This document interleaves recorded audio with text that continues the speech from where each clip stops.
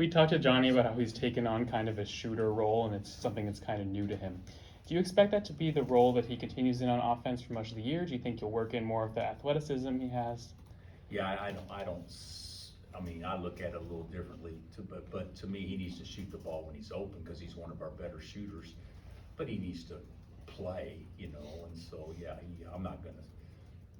He doesn't have a shooter's role and not a be aggressive role too, but he'll probably be more aggressive as he gets more comfortable. So yeah, I don't look at it that way, but that's how he probably feels most comfortable now, because he probably didn't feel as comfortable as far as making plays off the bounce yet. Bill, how does your defensive pressure from Friday night rank up there with some of your better defensive teams? I actually think that we did, for the most part, especially the first 10 minutes of the game, I thought our switches were really good. I didn't think they got a lot. I thought they scored the majority of the points at the very end of the clock. So we got to finish possessions better.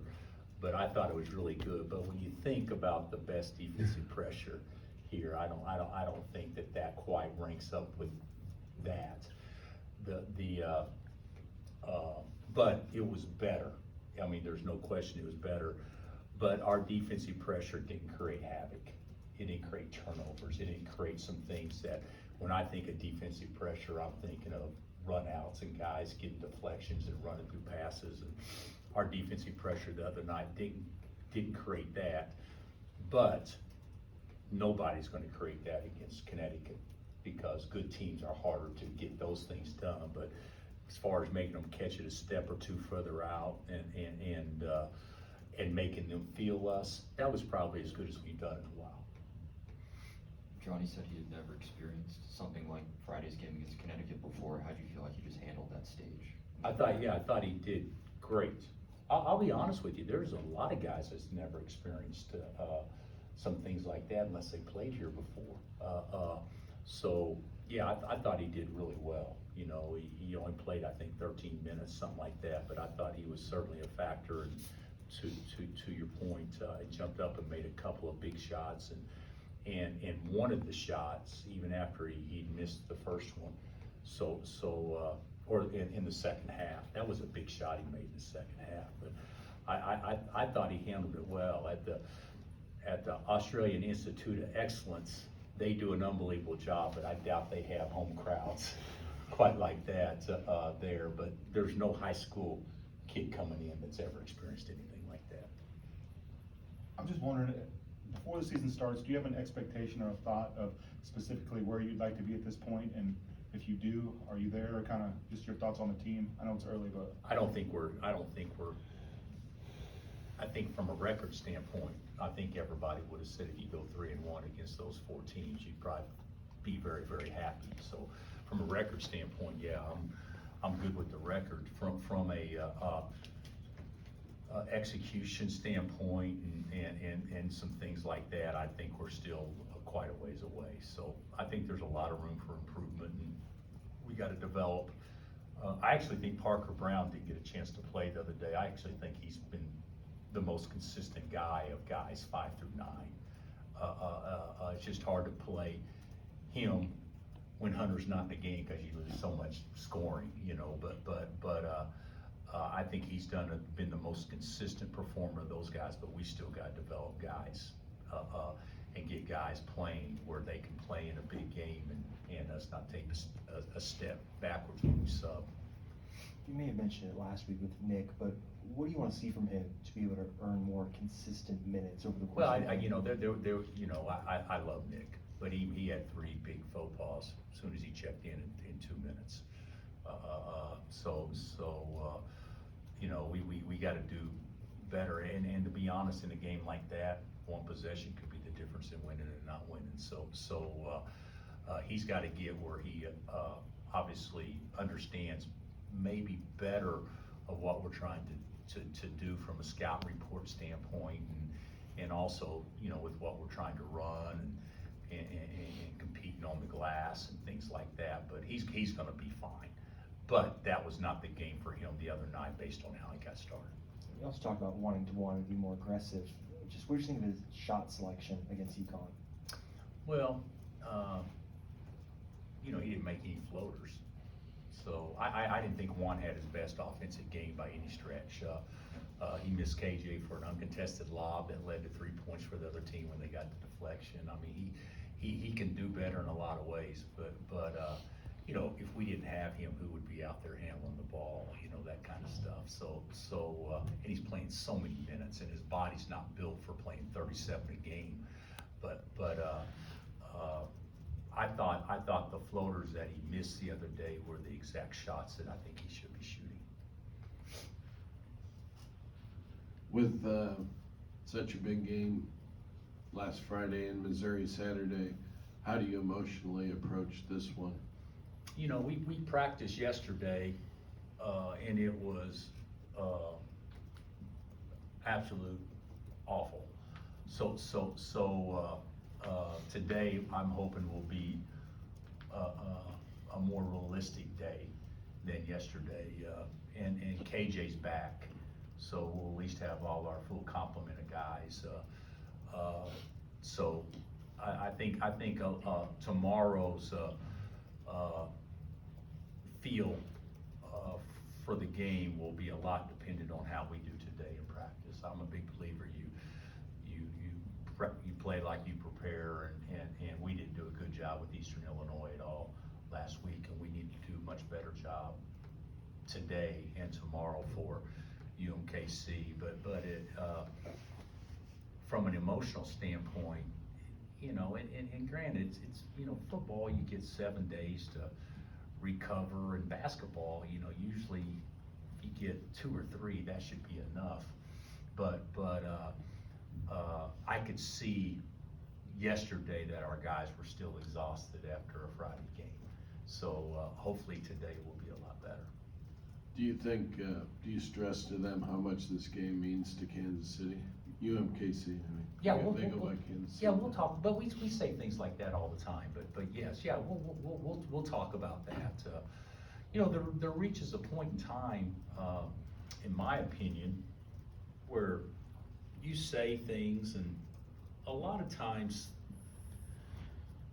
coaches say things and they get credit for it or not credit for something. The bottom line is the ultimate responsibility is on the players to get themselves ready to go. You can't do in my opinion, you don't do pep talks, 40 pep talks a game. I mean, a year, trying to hit every right button. There's a point in time where, hey, guys, got a job to do. Let's go out and do our job. And then when you take that approach, that allows your talks to be much more effective when you have them. I think if your parents talk to you every single day, they'll reach a point in time, oh God, here we go again. But when mom or dad comes in there that one time a month, where that one seems to stick home a little more. So I want our guys to get to the point where they don't need to be pumped up to go out and do their job. And certainly, I at least that's the way I've always felt. And we'll get to that point with these guys.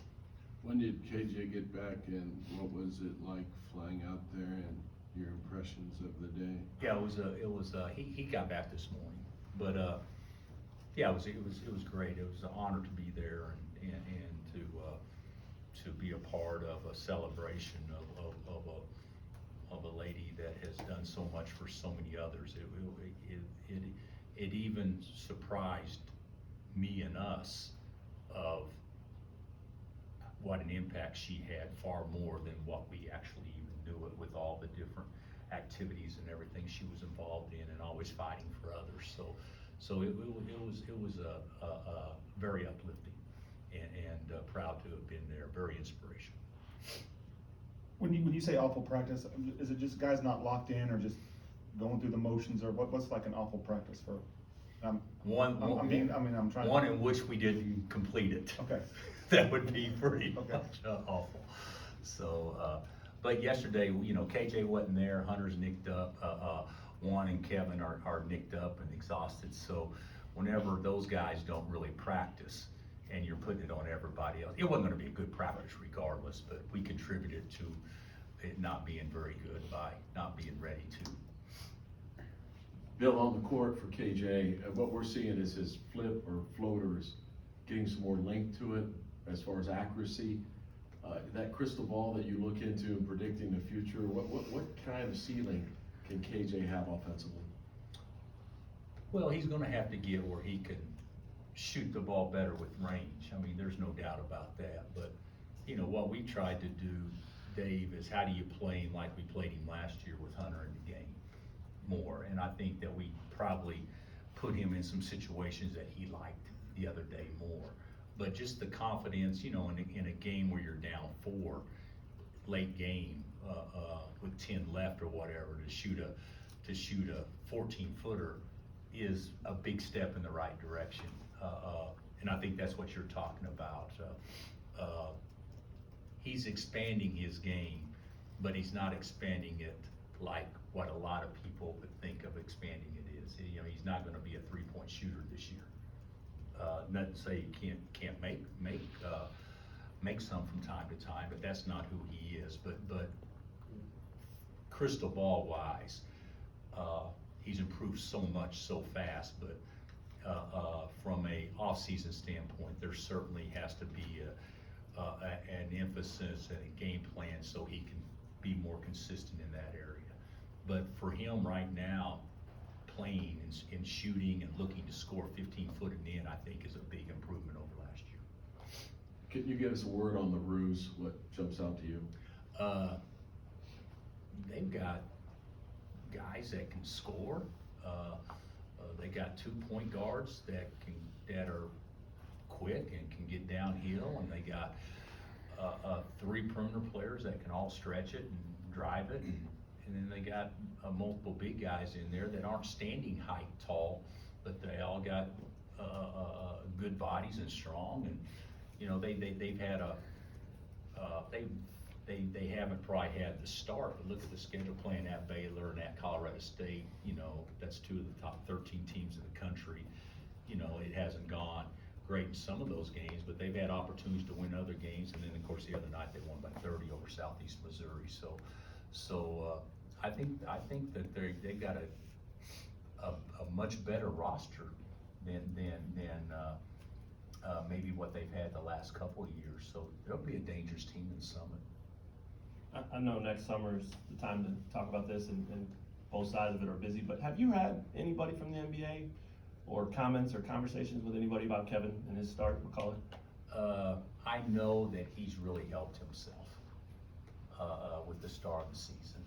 You know, I'll be shocked if he isn't thought of to be as good a 2-way player on the perimeter as there is in the country. I think his scoring has made people look at everything he does more intently and give him more credit with everything else, because now he's become more of a scorer. So it's not like he's 10 times better in the things that we know he can do. He's just as good, and then he's adding the aggressive offensive mentality. So I think he's off to a great start. You know, he's not going to score the ball, even though he is right now, as consistently as what Ochai or Jay Will has done. But up until this point, he has, and he's just been great. And defensively, and what he does with defensive rebounding and everything, that's as good as we've seen. I mean, he is a terrific basketball player. Anything else?